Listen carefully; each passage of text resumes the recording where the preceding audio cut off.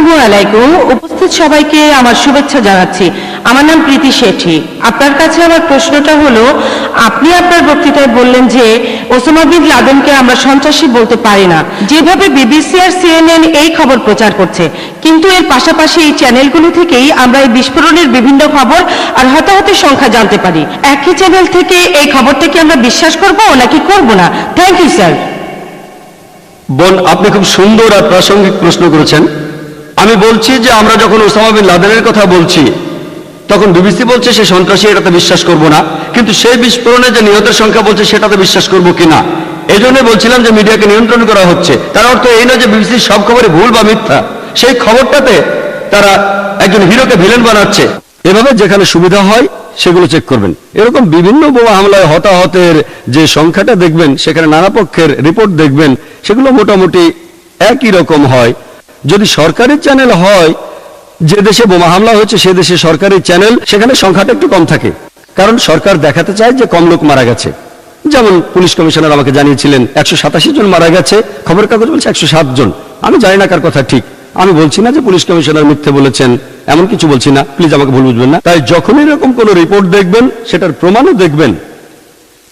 Osama bin লাদেনের উপর আগে প্রমাণ দেখতে হবে। এমনকি সেই খবরের চ্যানেলও বলা হচ্ছে সে প্রধান সন্দেহভাজন, সন্দেহ করা হচ্ছে, প্রাইম সাসপেক্ট। যদি আপনারা কখনো আমেরিকার ডিপার্টমেন্ট অফ জাস্টিসের ওয়েবসাইটে যান, সেখানে বিভিন্ন সন্ত্রাসী অর্গানাইজেশনের একটা লিস্ট দেওয়া হয়েছে, টেররিস্ট অর্গানাইজেশন 43টা, তার 60% হলো মুসলিম। আপনি বলতে পারবেন সবচেয়ে জনপ্রিয় সন্ত্রাসী অর্গানাইজেশন, মুসলিম সন্ত্রাসী অর্গানাইজেশন সেটা কোনটা? No sorry. সবচেয়ে জনপ্রিয় মুসলিম সন্ত্রাসী অর্গানাইজেশন কোনটা? আল কায়দা। এটা বলার জন্য কোনো প্রাইজ পাবেন না, এটা খুব সোজা। আল কায়দা।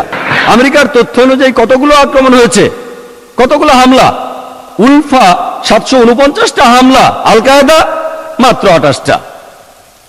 এর মধ্যে 26টা হলো অভিযোগ, 2টো হামলা দায় আল কায়দা স্বীকার করেছে। আমেরিকার ডিপার্টমেন্ট অফ জাস্টিসের ওয়েবসাইট অনুযায়ী 2টো আল কায়দা স্বীকার করেছে, বাকিগুলো সব অভিযোগ, একটাও প্রমাণিত হয়নি। ইউএসএ ডিপার্টমেন্ট অফ জাস্টিসের ওয়েবসাইট অনুযায়ী আল কায়দার একটা আক্রমণও প্রমাণিত হয়নি। আমি আল কায়দার পক্ষে কথা বলছি না। ইয়োহান রেডলি যখন আফগানিস্তানে যান, তাকে তালেবানরা জিম্মি করে রেখেছিল। পরে ফিরে আসলে তাকে সাংবাদিকরা প্রশ্ন করলো, আল কায়দা সম্পর্কে আপনার অভিমত কি? তিনি বললেন, আল কায়দার অস্তিত্ব নিয়ে আমার সন্দেহ আছে। তাই বোন, যখনই এ ধরনের কোনো খবর দেখবেন, আর আপনি যদি মিডিয়ার লোক হয়ে থাকেন, মিডিয়ার সাথে যুক্ত হয়ে থাকেন, তাহলে বুঝতে পারবেন যে এই খবরটার বেশিরভাগই হয়তো ঠিক আছে। চেক করে দেখবেন, বেশিরভাগ জায়গায় দেখবেন সন্দেহভাজন, প্রধান সন্দেহভাজন, প্রাইম সাসপেক্ট। এমনকি সিএনএন, বিবিসিতেও যদিও তারা বলে প্রধান সন্দেহভাজন, তারপরে এমন ভাবে বলে যেন তারা আসলে অপরাধী। আপনি কি শুধু সন্দেহের কারণে হাজার হাজার আফগানিকে মেরে ফেলবেন? এখানে তো কোনো প্রমাণই নেই। তাই বোন, যখন কোনো একটা খবর শুনবো, তখন আমাদের দেখতে হবে কে বা কারা সেটা নিয়ন্ত্রণ করছে, এর পেছনের উদ্দেশ্যটা কি। আগে থেকে চেক করবেন কোন খবরটা দেখছেন আর কোনটার উদ্ধৃতি দিচ্ছেন। আশা করি উত্তরটা পেয়েছেন।